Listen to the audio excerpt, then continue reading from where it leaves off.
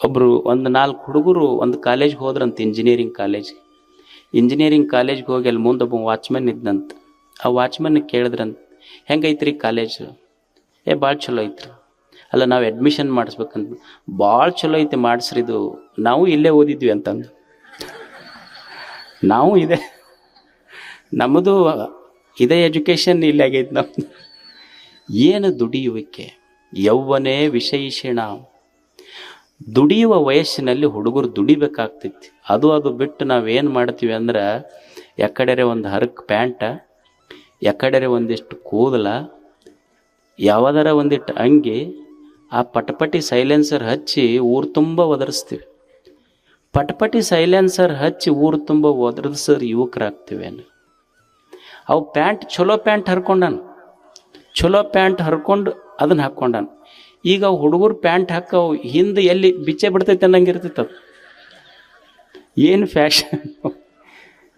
ಮತ್ತು ಅಂಗಿ ಹಾಕ್ಕೊಂಡವಲ್ಲ, ಅದ್ರದ್ದೊಂದು tap ಇದ್ರದ್ದೊಂದು tap, ಅವು ಕೌದಿ ಹೊಲ್ದಂಗೆ ಇರ್ತೈತೆ ಅದು ಮನೆ.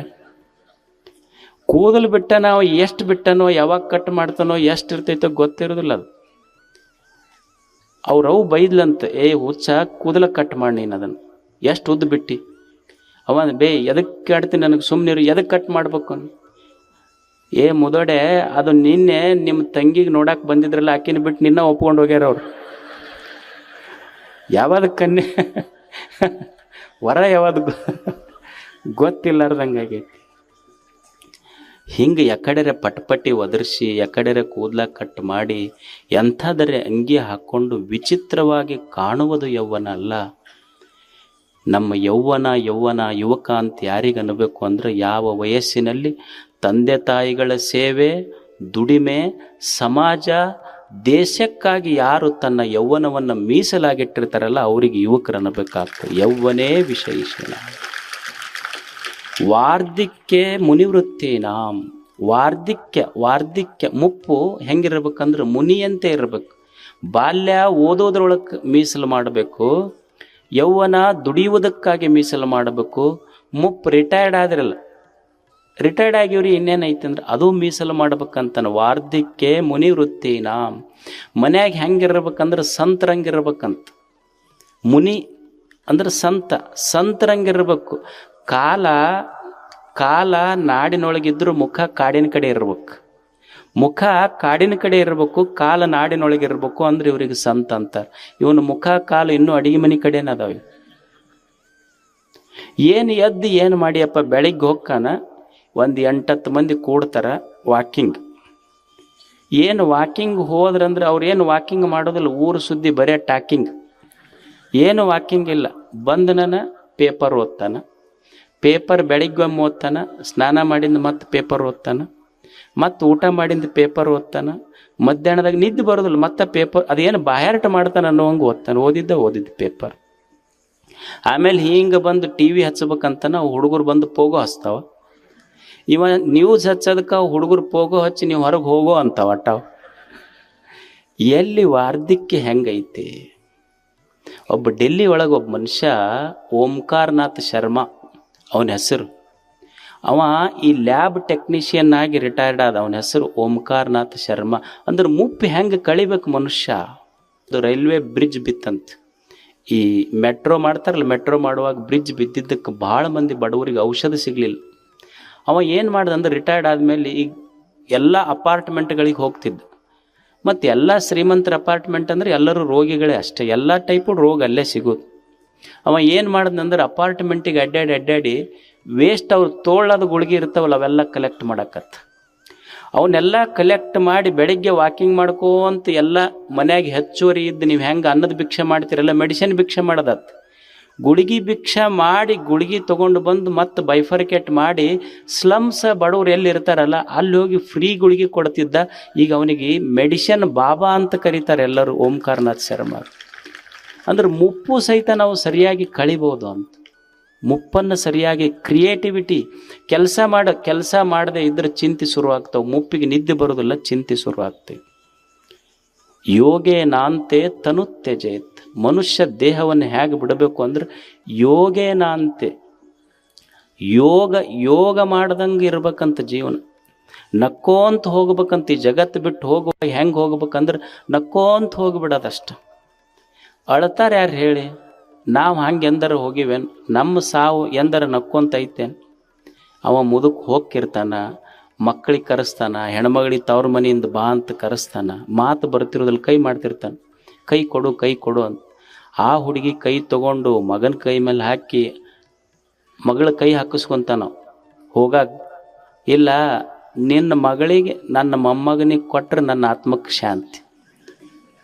ಅವ್ರಂತಾರೆ, ನಿಮ್ಮ ಮೊದಲು ಹೋಗು, ಆಸ್ತಿ ಸಲುವಾಗಿ ನಮಗೆ ಶಾಂತಿ ಬೇಕಾಗೈತಿ. ಏನು ತಾನ ಹೊಂಟಾನ, ಏನು ಕೈ ಮೇಲೆ ಕೈ ಹಾಕಿಸ್ಕೊಂಡು ಏನು ಮಾಡ? ಯೋಗೇನಾಂತೆ ತನುತ್ಯಜೇತ್. ಹೆಂಗೆ ದೇಹ ಬಿಡ್ಬೇಕಂದ್ರೆ, ಈಗ ಹೋಮ್ವರ್ಕ್ ಮಾಡ್ಲಾರ್ದ ಹುಡುಗರು ಹೆದರ್ಕೊಂತ ಹೋಗ್ತಾರ, ಹೋಮ್ವರ್ಕ್ ಮಾಡಿದ ಹುಡುಗರು ನಕ್ಕೊಂತ ಹೋಗ್ತಾರ. ಹಂಗೆ ನಾವು ಹೋಮ್ವರ್ಕ್ ಮಾಡಿದವ್ರಂಗೆ ಗ್ರೌಂಡ್ ವರ್ಕ್ ಮಾಡಬೇಕು. ಇಲ್ಲಿ ಮಾಡಿ ಹೋಗಿಬಿಟ್ರೆ ಸಾವು ಸಹಿತ ಪ್ರಿಯ ಆಗಿಬಿಡ್ತೈತಿ ಮನುಷ್ಯ. ಯೋಗೇನಾಂತೆ ತನುತ್ಯಜೇತ್, ಮೀಸಲು ಮಾಡುವಿಕೆ ಇದು. ಅದಕ್ಕೆ ಕಣ್ಣು ಮೀಸಲು ಶಿವನ, ಕೈ ಮೀಸಲು ಶಿವನ, ಮನ ಮೀಸಲು ಶಿವನ. ಕಣ್ಣು ಮೀಸಲು ಶಿವನ, ಕೈ ಮೀಸಲು ಶಿವನ, ಕಾಲು ಮೀಸಲು ಶಿವನ, ಕಿವಿ ಮೀಸಲು ಶಿವನ, ನಾಲಿಗೆ ಮೀಸಲು ಶಿವನ, ನಾಸಿಕ ಮೀಸಲು ಶಿವನ, ತನು ಮೀಸಲು ಶಿವನ, ಮನ ಮೀಸಲು ಶಿವನ. ಈ ಮೀಸಲು ಬೀಸರ ಹೋಗದಂತಿದ್ದರೆ ಜಗದೀಶ ಕಾಣ ರಾಮನಾಥ. ಯಾರು ತನು ಮನ ಇಂದ್ರಿಯ ಇವುಗಳ ಮೀಸಲನ್ನು ಕೆಡಿಸ್ಕೊಂಡಿಲ್ಲಲ್ಲ ಅವರೇ ದೇವರು ಅಂತ ಅವ್ರು ಹೇಳ್ತಾರೆ. ಅವರು ದೇವರಷ್ಟೆ. ಮೀಸಲನ್ನು ಕೆಡಿಸ್ಕೊಳ್ಳಾರ್ದಂಗೆ ಬದುಕು. ದೇಶಕ್ಕಾಗಿ, ಧರ್ಮಕ್ಕಾಗಿ, ಲೋಕ ಕಲ್ಯಾಣಕ್ಕಾಗಿ ನನ್ನ ಇಂದ್ರಿಯಗಳನ್ನು ಮೀಸಲಾಗಿಡಬೇಕು. ಅದು ಬ್ರಹ್ಮಚರ್ಯ. ಬ್ರಹ್ಮಚರ್ಯ ಅಂದ್ರೆ ಮೀಸಲು ಮಾಡೋದು. ಇತಿಹಾಸದೊಳಗೆ ಮಾಡಲಿಲ್ಲ. ಎಷ್ಟು ಜನ ಮೀಸಲು ಮಾಡಿದ್ರು ಈ ದೇಹವನ್ನು. ನೀವೆಲ್ಲ ಭಗತ್ ಸಿಂಗನ ಬಗ್ಗೆ ಕೇಳಿರಿ. ಭಗತ್ ಸಿಂಗನಿಗೆ ಲಾಹೋರ್ ಜೈಲಿನೊಳಗೆ ಇಟ್ಟಿದ್ರು. He was hanged when he was just 23. 23 ವರ್ಷಕ್ಕೆ ಗಲ್ಲು ಶಿಕ್ಷೆ ಆಯಿತು. ಯಾರಿಗೆ? ಭಗತ್ ಸಿಂಗನಿಗೆ. ಎದರ ಸಲುವಾಗಿ? ಕೊಲೆ ಮಾಡಿದ್ದಕ್ಕಲ್ಲ, ದೇಶದ ಸಲುವಾಗಿ. ಅವನಿಗೆ ಲಾಹೋರ್ ಜೈಲಿನೊಳಗಿದ್ದಾಗ 23 ವರ್ಷಕ್ಕೆ ಗಲ್ಲು ಶಿಕ್ಷೆ ಆಯಿತು. ಅಲ್ಲಿ ಹಗ್ಗ ಎಳೆ ಬಿಟ್ಟಿರ್ತಾರಲ್ಲ ಗಲ್ಲು ಶಿಕ್ಷೆಗೆ, ಅಲ್ಲಿಗೆ ತಗೊಂಡು ಹೊಂಟಿದ್ರು. ಅವನಿಗೆ ಹೋಗುವಾಗ ಒಬ್ಬ ಜೈಲ್ ಅಧಿಕಾರಿ ಕೇಳ್ತಾನೆ, ಇವ ಭಗತ್ ಸಿಂಗ್ ನಮ್ಮಂಗೆ ಅಳ್ಕೊಂತ ಹೊಂಟಿದ್ದಿಲ್ಲ, ಸಾವಿಗೆ ಹೊಂಟಾನ, ಸಾಯಕ್ಕೆ ಹೊಂಟಾನ, ನೇಣು ಗಂಬಕ್ಕ ಗಲ್ಲಿಗೆ ಕುತ್ತಿಗೆ ಹೋಗ್ತೈತಿ, ನಕ್ಕೋಂತ ಹೊಂಟಿದ್ದ. ಜೈಲರ್ ಕೇಳ್ತಾನ, ಯಾರಿಗೆ? ಭಗತ್ ಸಿಂಗನಿಗೆ. ಸಾವಿಗೆ ಹೊಂಟಾಗ ನಗಾಕತ್ತಿಯಲ್ಲ ನೀನು. ಅವಾಗ ಭಗತ್ ಸಿಂಗ್ ಹೇಳ್ತಾನೆ, you are fortunate to be here. ಜೈಲರ, ನೀ ಪುಣ್ಯ ಮಾಡಿಯೋ, ನೀ ಇಲ್ಲಿರ್ಬೇಕು, ಇದನ್ನು ನೋಡೋದು ನೀನು ಪುಣ್ಯ ಮಾಡಿ ಅಂತ. ಏನು ನೋಡೋದಕ್ಕೆ ಪುಣ್ಯ ಮಾಡಿ ಅಂದ್ರೆ, how Indian patriots embrace death with love. ಭಾರತದ ರಾಷ್ಟ್ರ ಪ್ರೇಮಿಗಳು ತಾಯಿಯ ಋಣ ತೀರಿಸುವುದಕ್ಕಾಗಿ ಸಾವನ್ನು ಸಹಿತ ಎಷ್ಟು ಪ್ರೇಮದಿಂದ ಎದುರುಗೊಳ್ತಾರಂತ ನೋಡೋದಕ್ಕೆ ನೀ ಪುಣ್ಯ ಮಾಡಿ ನೀನು. ಇದು ಭಗತ್ ಸಿಂಗ್.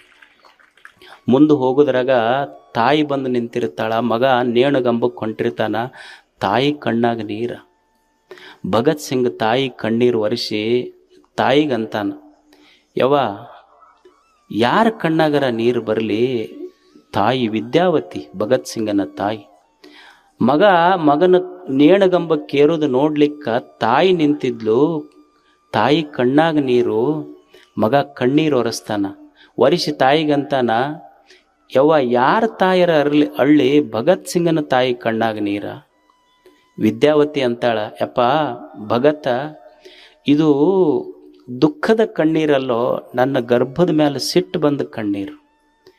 ಯಾಕೆ ನನ್ನ ಗರ್ಭದ ಮೇಲೆ ಸಿಟ್ಟು ಬಂದೈತಿ ಅಂದ್ರೆ, ಭಗತ್ ಸಿಂಗನಂಥ ಒಬ್ಬನೇ ಮಗುವಿಗೆ ಜನ್ಮ ಕೊಡುವ ಸಾಮರ್ಥ್ಯ ನನ್ನ ಗರ್ಭಕ್ಕೆ ಬಂದೈತಿ.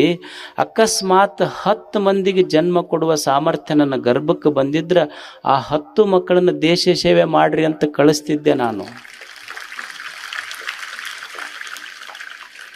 ಅವಾಗ ಭಗತ್ ಸಿಂಗ್ ಅಂತಾನೆ, ಯವ್ವ ನೋಡು, ಒಬ್ಬನೇ ಭಗತ್ ಸಿಂಗ್ ಅಂತಿಲ್ಲ, ಈ ದೇಶದ ಯಾವ ಮನೆಗಳಲ್ಲಿ ವಿದ್ಯಾವತಿ ಅಂತ ತಾಯಿ ಇರ್ತಾಳ, ಆ ತಾಯಿಯ ಗರ್ಭದೊಳಗೆ, ಆ ಮನೆಯೊಳಗೆ ಭಗತ್ ಸಿಂಗನಂಥ ಮಕ್ಕಳೇ ಹುಟ್ಟುತ್ತಾರ. ಇದು ರಾಷ್ಟ್ರ ಪ್ರೇಮ. ಇದು ಮೀಸಲು ಮಾಡಲಿಲ್ಲೇನು? ಈ ಮೀಸಲು ಬೀಸರ ಹೋಗದಂತಿದ್ದರೆ ಆತನೇ ಜಗದೀಶ ಕಾಣ ರಾಮನಾಥ. ಅದಕ್ಕೆ ಬ್ರಹ್ಮಚರ್ಯ ಇದರ ಅರ್ಥ ಮೀಸಲು ಮಾಡಿಕೊಳ್ಳುವುದು. ಕೆಡಿಸಬೇಡ, ದೇವರು ಏನು ಕೊಟ್ಟಾನ ಅದನ್ನು ಕೆಡಿಸಬೇಡ.